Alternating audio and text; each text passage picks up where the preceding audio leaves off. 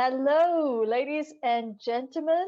I welcome Gary Jenkins, who has is now the second time interviewed by me. The reason why I got him on this interview is because he's written his very first book called The Ancients Know How to Manifest Everything. So I read your book, Gary. How are you doing today? I'm really well, and thank you so much for interviewing me, Lucy. I'm very honored to have Dench Patel, the famous author from South Africa, interviewing me about my very literary effort. Yes, I mean, wow, what an interesting book. And so I wanted to put it forward to other people who want to read this book. And I want to ask you a few questions about it that may intrigue other readers or people interested in this concept about the ancients know how to manifest everything. Question one, are you ready? How long have you had this book brewing in your mind? Well, in 2006, I saw the movie called The Secret. And when I watched that movie, I was like almost everybody else I knew. I was just like totally blown away with this idea that you could meditate on things and somehow alter and create a new reality for yourself. And so I bought the book, I bought the video. Basically, it was like a gift for a girlfriend I had at the time who was really into this thing. And we followed the book, we followed the video, we watched it like every day for like 45 days. And at the end, I said, there's something that's really missing here. They're not telling us the whole story. And the next thing I knew was there was somebody coming in saying what they're not teaching you in the secret, come in and take my course. And so as a gift to her, I could go and have this weekend seminar. And at the end, I realized there really was something missing, but this guy wasn't teaching it. This guy was just kind of giving you a little bit more about how to meditate, how to do things, but that wasn't what was going in there. So I took the movie and I watched it and I caught at the very beginning the female narrator saying, "This is ancient information and you can find it." I started going to, I started going in old writings. So I started reading myths and legends and different things, which led me to reading the Quran, the Upanishads, the Bhagavad Gita, the Tao, Buddhist writings from the Himalayas. I started studying my own Indian ancestry and the things. I wrote to some people who were still tribal elders and like shamans, if you want to use that word. They're the spiritual leaders of the people with some of my questions. And what I was coming back with was all around the world, everybody had the same information. So where did they get this information? And I just kept going back further and further in time. Pretty soon, I'm with the point in time where people are writing in cuneiform and they're having this very sophisticated knowledge about how you can work with reality to manifest reading like the Bible. And I started putting it together because, Moses is actually kind of reporting to people in the first 5 books of Genesis what everybody already knew amongst Ah, all the people around the world. Everybody had this common knowledge. Everybody knew that all the creation stories, and it doesn't matter where you go, there's always 2 versions of the creation. hmm. There's the first, and then it's almost like identical for the second. And they knew that the first was a thinking exercise. This is what I'm planning. This is how it's going to look. This is what it's going to be. And then the second one was the spoken into form and creation exactly as I thought it out. And when I started figuring that out, and then I started reading directly how to do this. And it was esoteric. Esoteric meaning it was only to be taught to the initiated. It was only to be taught to people who could be trusted with the information to respect it and to utilize it for the good of humanity. And I realized that there was real power in just a thought. Just a single thought had so much power to it. And everything that we see in the world is creation. Nothing just kind of comes together without somebody thinking about it.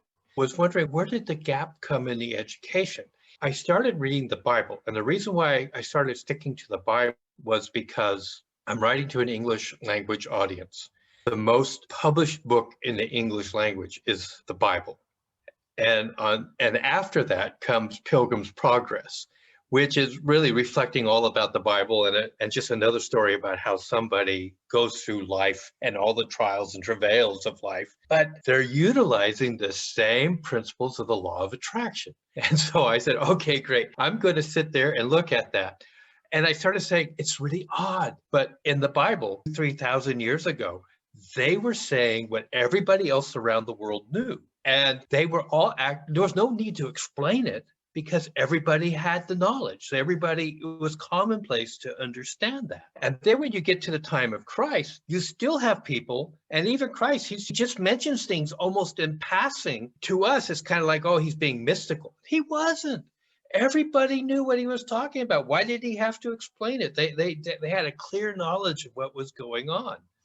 And then you have the mysterious things like, what was going on in the Essene community of Qumran, what was going on with the Zadok priest, what was going on. So you start studying all this kind of information, and then you realize that this is really old information. It goes back to a time before time, if you will. If you get into the Enoch writings, etc., you get the things about there were watchers who were watching what was going on the earth, and you had the creation story of Adam and Eve, but there were watchers who were watching. You also have, before this time, angels that are falling from heaven that have been cast out for whatever they're doing. And all around the world, everybody has basically the same stories. They talk about this is where the giants came from, this is what was going on, that you had certain angels that were coming down and corrupting people, giving them information that they weren't really ready for. They were teaching them how to make alcohol. They were teaching them how to brew things. They were teaching them arts and sciences. Everybody had the same philosophies. Everybody had the same belief systems. And that's when I realized, okay, I have to study these people in greater detail. And so that's how I got involved with this whole process and realizing that when I write a book. Wow, amazing. Yeah, so I'm going to go and hit the straight to the next question because I can just see this is going to be a long interview. Okay, how does it feel to release your first book? Talking about 2006, and here I am in 2021, and I didn't feel like I had the bits and pieces all together until I figured out what you had to do to kind of cleanse your own brain, to elevate your own energy, to get yourself into a higher plane. And I went through that process about 4 or 5 times from about 2018, 2019, 2020.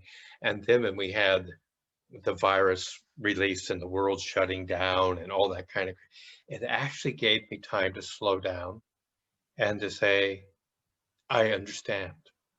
I came to an understanding. I know exactly what this book needs to say, and it doesn't have to be long, and it doesn't have to be flowery. And so how can I teach these principles concisely? Because people don't want to spend all day long figuring out the story. Just tell them this information, that information, what you need to do, what you have to do about you, and then put it to work. And also understand this is not a one-time shot. You have to constantly be working on yourself. I feel great because I finally feel like I am making my first real contribution to humanity. Nice. I just say I applaud you for that. So amazing to, to put the effort in a book and to inform us really of everything that you know, because not all of us have the same information and we're always learning. So thank you for your contribution in the world because I definitely enjoyed your book, leading me to question number 3. Okay, I got your book here and I underlined what I wanted to say. Okay, chapter 2. Now faith is the substance of things hoped for, the evidence of things not seen. Hebrews 11.1. I liked that one, not to mention 111. So I've noticed some Mhm. verses from the Bible in your book, and you've actually touched on this on the first question. But tell us a little bit more because I know you're a reverend as well. So I feel like there's a Well, the thing that I wanted to do is for most people in the English speaking world, in their home, if they have any spiritual reference book, it's usually biblical. That's a touch point for them. Now, I don't want to discount the diversity of religions around the world, but at the same time, I wanted people to understand that these principles that I'm talking about are not religious. This was mind science that was understood then. And these people are talking mind science. They're not talking spirituality and they're not talking religion. What they are talking about is how the world really worked. And from their perspective and their understanding at the time, because they were able to make things manifest for themselves in the physical world, their thoughts were harnessed to bring about what we even today talk about as wonders of the world. How were the pyramids built? We don't know. We don't have the engineering ability to build a lot of stuff that they built. We have a lot of theories and ideas how it possibly could be done, but nobody really knows. And if we apply these correct principles and the law of attraction, as well as any other universal law, what you find is you will get the outcome that's promised. And that's the nature of law. Just like the law of gravity. If I jump off a building and I say, well, the law of gravity does not apply to me today, when I hit the ground, I'll discover differently. The law of attraction has always been, it's been since the earth was formed and before, and it applies today. And that's all I'm talking about is these principles were talked about and understood anciently, and this is how they discussed it. And amazing. that's what I need people to understand. You apply these correct principles, you'll get the result. Awesome. Question number 4. Now, in chapter 3, you write something really interesting here. I've looked into this. I think every culture actually goes through this, right? But I thought pulling this out could be interesting. Okay, so you write, it does not matter. Let me get my pen and check on the line where I printed it out and have the book here. So it does not matter how educated a person is or the social status in society. If one has to change, it is an inside job. The self image you have is reflected in the world you live in. You want to change how the world sees you, begin by changing how you see yourself. I found that pretty good. Tell me more. I like how you say I found that pretty good. But what I'm talking about here is the second principle of the Hermetic philosophy. The second principle says, and it's called the principle of correspondence. It says, as above, so below, as below, so above, as within, so is without, as without, so as within. And really what this is basically pointing out is your world, the world that you live in, the world that you know, and the world that you see is what your internal world is all about. So if you're living in a life of confusion or chaos, then your inner world is full of confusion and chaos. And this is how you can look at people sometimes wondering like, how can this person be going through all of this conflict with such a sense of serenity and gratitude, while the person standing next to them is cringing, cowering in fear? It's because what is going on in their inner world is now being reflected into their outer world. They sit back and they say, I have no reason to be afraid of what has just happened. I have gratitude because I realize there's seeds of opportunity in here for me to even have a better life. Whereas the other person is saying, I've lost everything. What can I possibly do? Where can I possibly go? And so when I have to change something in my world, the first place to start is what's going on inside me and how do I see the world? Because once I get that right, my outer world, and I will begin to draw into me the world that I want to live in. So well said, so well said, and so well related that I can tell you in my own life, in so many instances. And whoever's going to listen to this interview, I think it's really going to hit home for them for sure, Question 5, I think you've already touched on this one, but maybe you want to go into it. Let's have a look here. So when I read your book, I found a strong link, not to religion, but spirituality and faith. And tell us a snippet on this so that the people out there could be intrigued to read this from a more law of attraction, spiritual faith kind of angle, and not a religious angle when they see the verses in the book.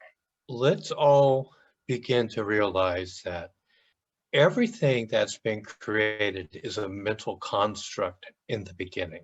We talk about mind science, but we can't point to a mind. We don't know where the mind is. We know where the brain is in the body, and we know some of the functions that go on in the brain. We know an awful lot about the chemistry of the brain.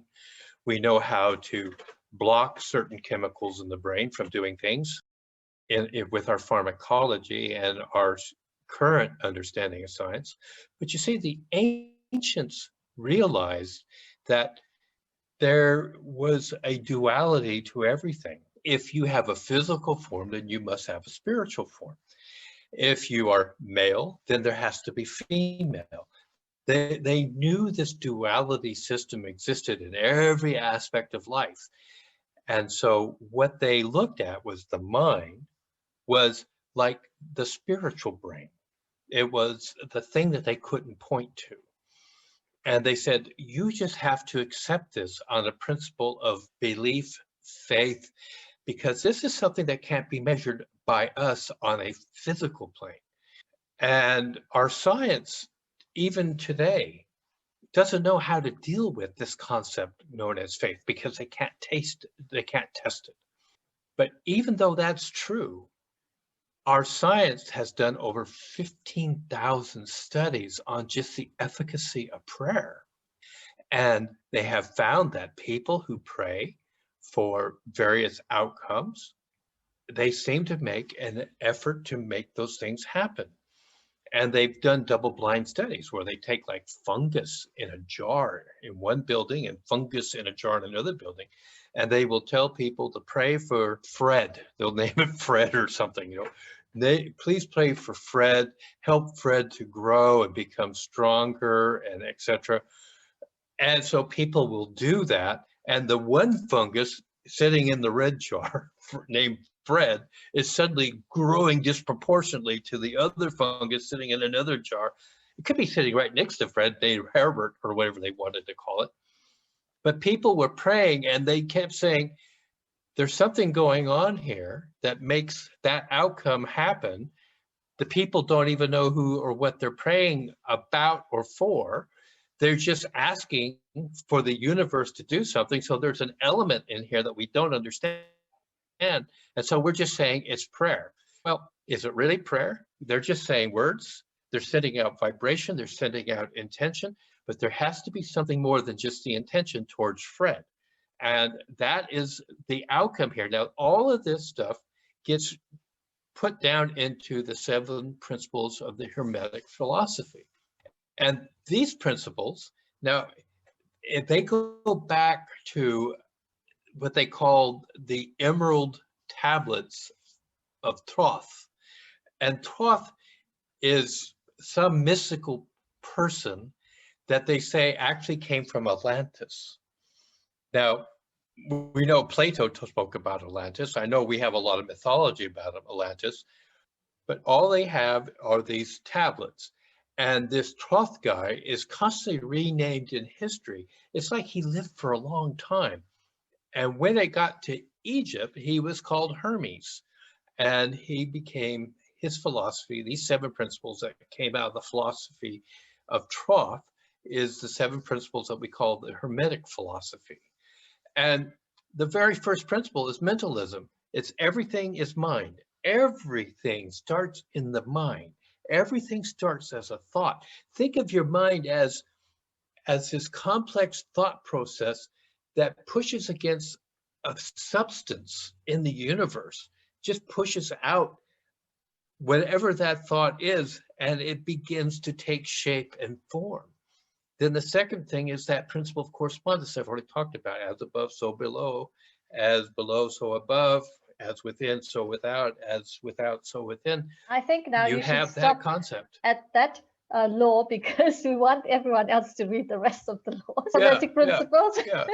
And Yeah. Well, but there's 7 of them, and I have them all listed out in the book, and I try to explain them as best as I can in the most shortest form. I mean, I guess I could take each one and talk about them for hours, but in the book, I just want you to get there and say, look, they're there. You're going to study them, and when you understand them, you will see how they really apply to everything in the universe. Got you. Now I'm worried about time. That's why I said I'm not going to have you list out all those Hermetic principles, because I want people to read your book. Yeah, let me talk to let's keep this last question to 2 minutes so that we can tell people where they can buy your book, where they can go, etc. So this last question is in chapter 6, where I found this was a really deep topic. I'm curious, how does the spoken word affect our outcomes? But you have stated this, but maybe you want to go into it a little bit more. How does our spoken words affect the outcomes of things? You there? Can you hear me? Yes, I'm here. Yeah, I heard the whole question. Yes, the spoken word is paramount in how things happen, because there's vibration, there's intention, there is the thought image that we have created. Now, the interesting thing about the spoken word is we know people who say, oh, I can't do that, and so they don't. There are other people who say, I can do that, and after trial and error, they do it. And some people say, oh, you couldn't possibly have done that. Well, yeah, I did. Watch me do it again. Oh, that's a fluke. You couldn't. But you see, there's a difference in the thought processes that are going on. One person's doing it, another person says that they can't. Dr. Emoto in Japan did a really interesting study. He took water, he just put water in jars and said, send love to this jar, send hate, anger, envy to this jar. And the water was the same water, just in 2 different jars. And then he brought it into a process where they virtually almost froze it, so that it started to crystallize, and they would look at it under a microscope. And the water that had people sending the love energy, the happiness energy, whatever that energy is, created these beautiful crystalline structures. And when they took the water out of the jar that people had sent the hate, the envy, the annoyance, whatever, they were malformed, not very interesting to look at, almost cancerous in shape and form. And it didn't matter. He took polluted water, he took water from various streams, and he did the exercise over and over again and kept coming up with the same results. And what was even more interesting, some places where it was known to be polluted water, the positive thoughts actually made the water more pure. Oh. So he wrote a wonderful book. I talk about it in the book. Get the book. It is full of these photographs that just absolutely amazes you. I believe the book's called The Secrets of Water, but it is okay. Yeah by Dr. Emoto from Japan. Very, very interesting. But the thing is there's vibration. People who study magic know that certain words and certain sounds create a vibration that end an end result. The ancients understood this. This is why you have certain religions and certain belief systems that go back thousands of years that we still exist today, where people have sounds, chants in various languages that they are being dealt with, and they say, if you do this, you get this result. As well. Yeah. Yeah, Yes, got you. Can relate. mantras, yep, Yeah. yep. But you see, that is more of the Eastern religious philosophies. But people in South America have nothing to do with them, and they still have sounds, chants, etc., that go back for hundreds of generations that are exactly right because their shaman know this will bring about that result. Got And you. so they bring that out. So it's all around the world. It's all around the world. You have the Eastern philosophies, you have ancient Christianity, Coptic religion, sounds, tones, chants brings about a specific result. So the world knew this, but our modern teaching systems don't incorporate it. Got you. And why? Yeah. And the point of my book is not to discuss why they don't, but it makes you kind of wonder if all of this existed and you can actually have an end result that you wanted, something that really empowers you, something that allows you to elevate your station in life to a new station, to attract all of this goodness that you want. Why would we want people to stay in locations where they enjoy being, or maybe not even enjoy, but they're a factory worker, or they're only told life only gets this good, so just be grateful for what you got. And they end up being exploited and they end up not being happy. It's benefiting somebody, but it's not benefiting them. And why would there ever be life if life is not to be enjoyed? Why would there be a need to suffer feeling like you could never get out of this trap? Because the universe is too big, too good, too wonderful. And if you understand how to apply the laws of the universe, and I'm talking about just one law and the principles of that law. But as far as I've been able to track down, there's about 11 laws of the universe that if we apply them, they will benefit us and we will succeed in bettering ourselves, bettering our circumstances, bettering our lives. We may not be millionaires at the end of the day. And sometimes bettering your life is not becoming a millionaire. Sometimes bettering your life is just being happy in your marriage. Sometimes bettering your life is being a better parent than the parents that you had growing up. Sometimes bettering yourself is beginning to realize that there is a spiritual component to everything in this journey that we call life. And then when I am good with that, my life has suddenly improved.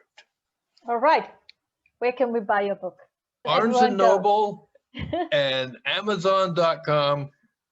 The book will be there. It's not there yet. It'll be there at the end of the month, they tell me. The Ancients Know How to Manifest Everything by Gary Jenkins. And thank you very much. And yes, they do. And so will you. Buy the book and learn.